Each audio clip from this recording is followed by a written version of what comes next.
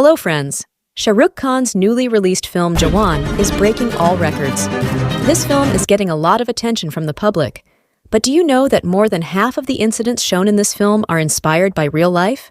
You will be surprised to know how significant is the connection between the things shown in this film and real life. Let's find out in today's video. In this video, I won't give any major spoilers of plot points of the film. So even if you haven't seen the film, you can watch this video without any hesitation. In fact, if you haven't seen the film, you may get more curious to watch the film after seeing the real issues in this video. Let's start with the second big scene of the first half of the film, which is set in a government hospital. In the film Jawan, it is shown how young children in government hospitals die of encephalitis because oxygen may not be available. In the film, a very sincere doctor, Iram, is shown who tries her best to save the children. But after this incident is made public, the government frames this doctor instead. A false accusation is put on her, and she goes to jail. Something similar happened in August 2017 in real life, in the city. In a government hospital, BRD Medical College, 63 children died within 3 days when the piped oxygen supply of the hospital ran out. Dr. Kafil Khan was working as a pediatrician at that time. When he came to know that the oxygen supply in the hospital was nearly over, he tried to inform the authorities. Since there was no response, he tried to procure oxygen supply from himself at his own expense. He is seen as a real-life hero. But when the news of this incident reached the media, the blame is shifted to Dr. Kafil. The government accused him of medical negligence and corruption. He was suspended from his job, arrested, and then he was in jail for 9 months. In an interview, he reveals how mercilessly he was treated in jail. He was starved for 5 days.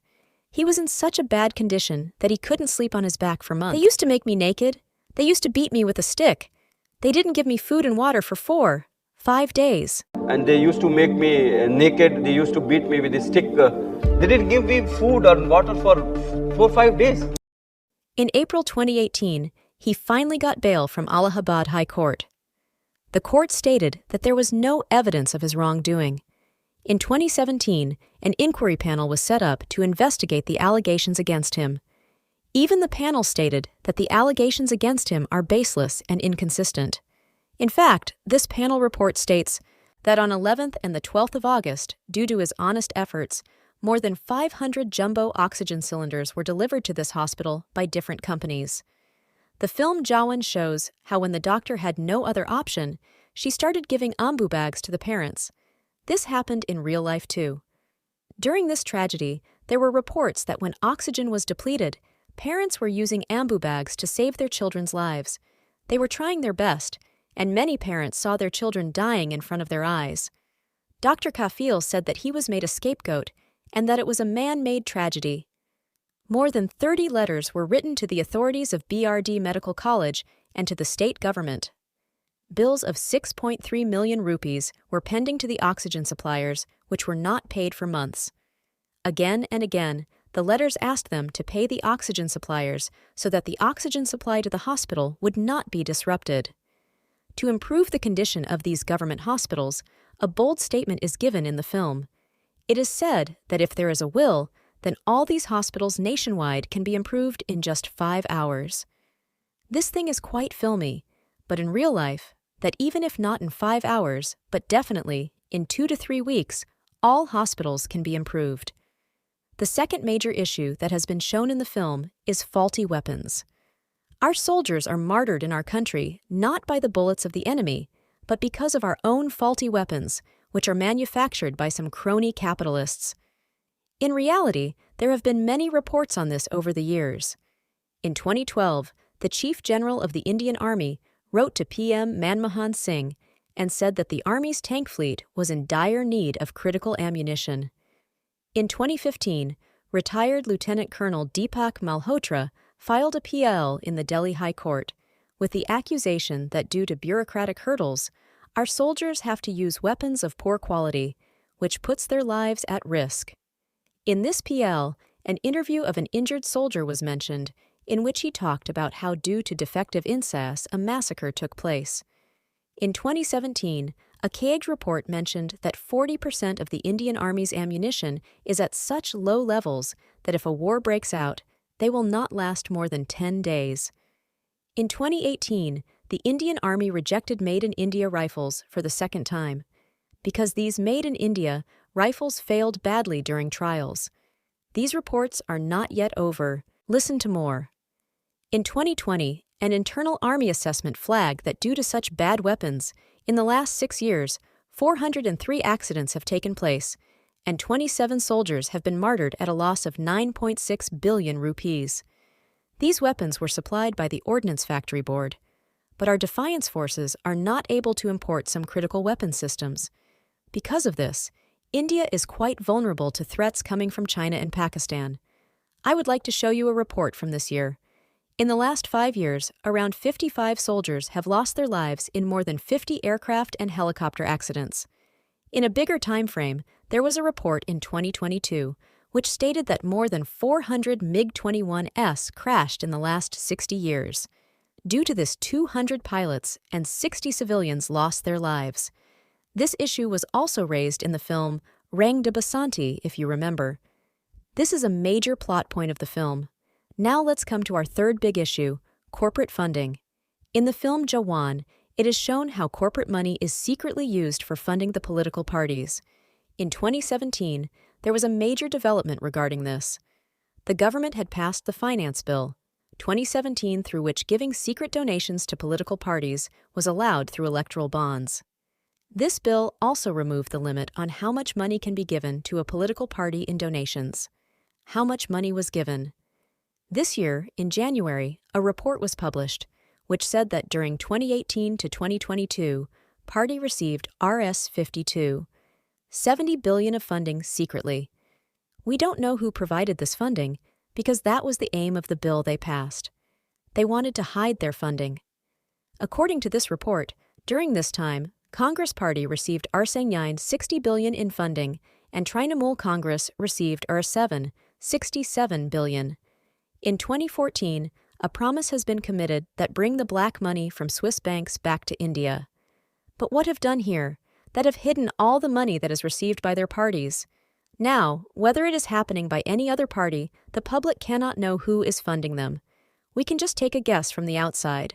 Another thing worth mentioning here is that there is an expenditure limit to what a candidate can spend on his political campaign. This depends on the state, but in Lok Sabha elections, this limit is between Rs 7, 5 million to Rs 9, 5 million. If we take the upper limit for every seat in Lok Sabha, 543 seats multiplied by Rs 9, 5 million, it is around Rs 5 billion. So, technically, no political party can spend more than Rs 5 billion. Going over the expenditure limit is not allowed. However, the report of the Center for Media Studies has shown that the party has spent Rs 270 billion in the Lok Sabha elections. Just think about the difference. The maximum limit here is Rs 5 billion, and they are spending Rs 12 billion. How? Is this a joke?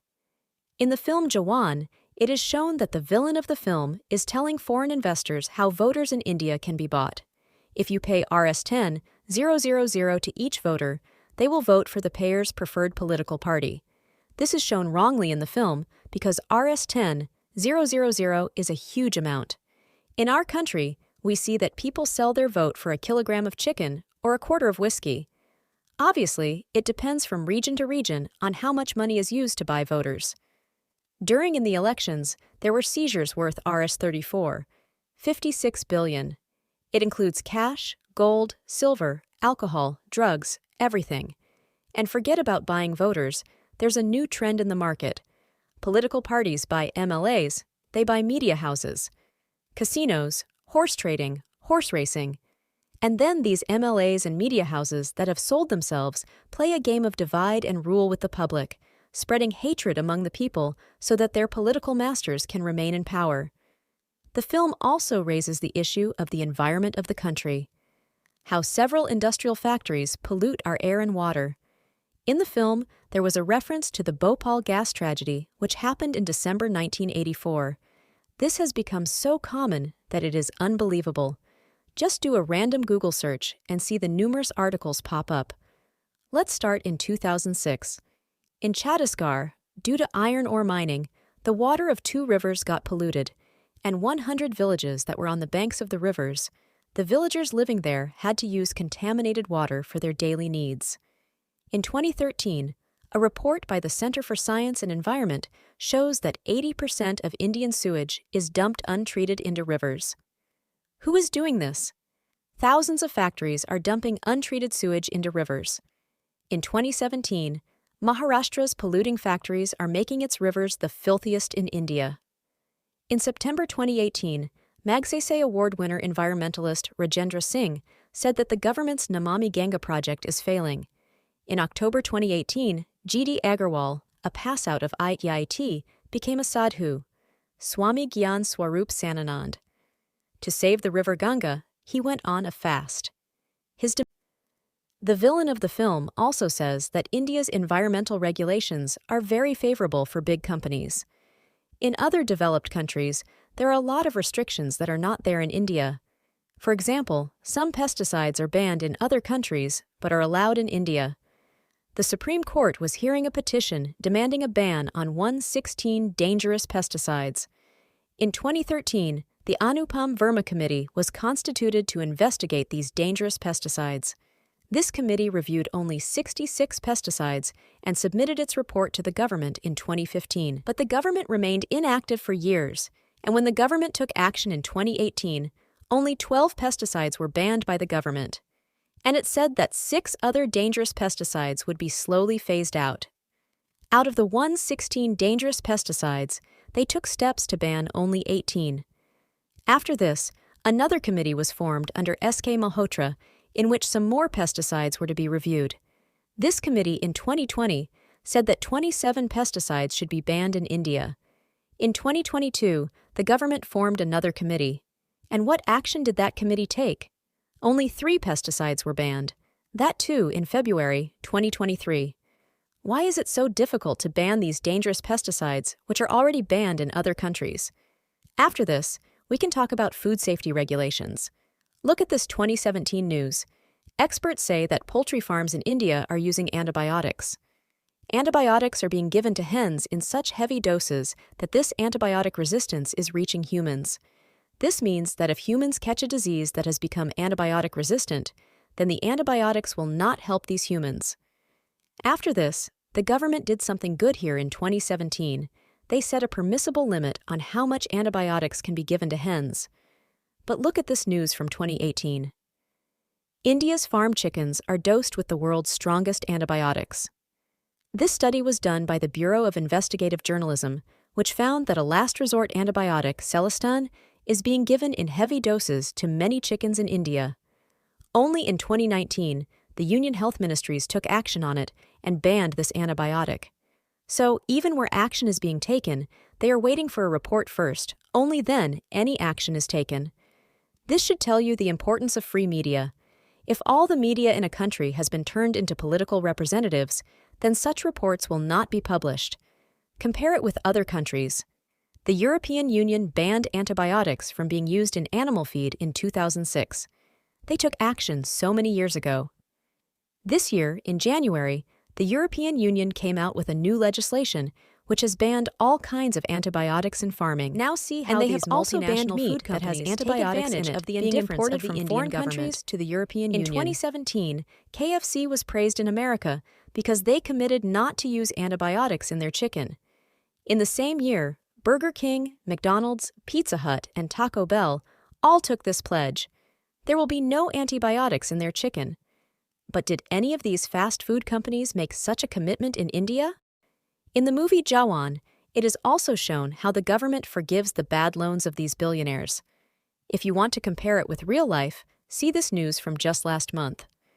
The Minister of State for Finance told the Lok Sabha that in the last 9 years, the banks have written off Rs 56 trillion in NPAs. More than half of these were owed by large corporates. And when the banks try to recover these loans, the banks are unable to recover the entire amount.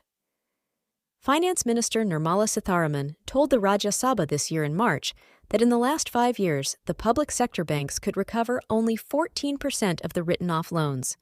Apart from these NPS, There are cases of such billionaires who have taken loans from banks and fled the country, like Vijay Mallya, Nirav Modi, and Mehul Choksi. The film Jawan drew an interesting comparison of loan write-offs for these billionaires and crony capitalists, and the loans owed by common farmers in the country. Look at this India Spend report of 2019. The cost of the top 12 corporate NPAs is twice as much as compared to farm loan waivers. Between FY 2017 to 18 and February 2019, 10 state governments issued farm loan waivers whose total amount was Rs1, 848 billion. But the top 12 NPAs, their total amount is almost twice this, at Rs3, 45 billion. And when the farmer's loan is waived, there is another big difference. If the farmer is unable to repay his loan, he often commits lost their life. But these billionaires, have you ever heard that they committed lost their life because they couldn't repay their loans? There is a very powerful scene related to this in Jawan. I won't talk much about it. If you have seen the film, you will understand what I am talking about. When a farmer takes a loan, it affects his life entirely. If you see just 1 year, in 2021, more than 10,000 people lost their life in the farm sector. The number shown in the film was quite shocking, but the number in real life is close to it. There are farmers in our country that earn substantially. They should be seen as positive examples so that other farmers can learn from them. Watch this video of Down to Earth. How can a small farmer earn Rs1, 5 million? Or watch this video featuring Padma Shri awardee Bharat Bhushan Tyagi, which shows how a farmer earns more than Rs 500,000 per acre annually. Or you can read this article of The Better India, which shows the story of a farmer, Raju Titus. All these farmers can earn so much money because they follow the NFC model. NFC means Nature Farmer Consumer. There may be some minor differences, but what do these farmers do in general? Number 1. Seed preservation. They preserve the seeds in seed banks. They are often members of friendly seed banks. Number 2. They do not use chemical fertilizers. Instead, they restore soil fertility by planting cover crops in between the cash crops. This increases microbial activity in the soil and increases nitrogen availability. And such farmers often use a compost pit for manure. Number 3, they often get their soil tested in local labs to find out the most suitable crop to grow in the soil. They also practice crop rotation. Number 4, monoculture. Instead of planting one type of crop, they carry out intercropping. Multiple crops in one field that would support each other. Number 5, they do multi-layer farming. 3 to 4 crops are grown on the same field at different heights. For example, coconut, coffee, and black pepper can be a combination. Or maize, green gram, and groundnut can be another combination. Next, they don't use a tractor. They often use no-till farming techniques. And they don't use flood irrigation either. Instead, they use techniques like sprinkler irrigation or drip irrigation. And instead of using pesticides and insecticides, they use marigolds, garlic, or bright cultured sheets. Next, they follow the practice of mulching. They cover the remaining area with organic matter so that weeds can be suppressed and that water can be retained in the ground. And finally, these people don't dump their produce in the market. Instead, they are organized in cooperatives and reach the consumers directly. They don't let middlemen in. This is an amazing model in which the farmer is happy, the consumer is happy, and the environment is also happy. But this model is used rarely because most of the people who are practicing this model are educated and intelligent. However, poor farmers use the corporate model of farming. They buy seeds, fertilizers, insecticides, pesticides, and tractors. They use diesel to run the tube well. They rent a harvesting machine. They burn the leftover stubble, which causes air pollution. As time goes by, their soil becomes less fertile, so they keep adding more fertilizers to it. And in the end, they dump all their stuff in the market. Often, they take a loan for a tractor as well. And their crop often gets destroyed during the rains. This model is very expensive. The revenue for the farmers is meager, and it has a bad impact on the environment. And because these corporate companies work like middlemen, the consumers have to pay a high price. And most of the profits are taken by these companies in the middle. These companies that make tractors, fertilizers, and insecticides are billion-dollar companies. And often, The profits cannot reach these farmers because this knowledge has not reached most of the farmers. Educate the farmers. To inform the farmers which models they should adopt, what they should be doing to maintain their livelihood. If there is a political will, the government can bring down these farmers to zero. But will this happen? Or will the YouTubers have to educate the farmers? Only time will tell. I'm not saying that you should pick up a gun and fight against the corrupt system, but you should definitely try to understand the issues of your country and the world and do your part in changing the world. If you want to do something for your country, then you have to become the change that you want to see in this world. Only then will we see the good left in this country. Now let's talk about the dialogues of this film. In the film, many punchiness have been used that give a strong message. We discussed the problems of our country in this video, and in the same way, if you liked the video, to share it, do keep these issues in mind while watching the film. And don't forget to subscribe the channel.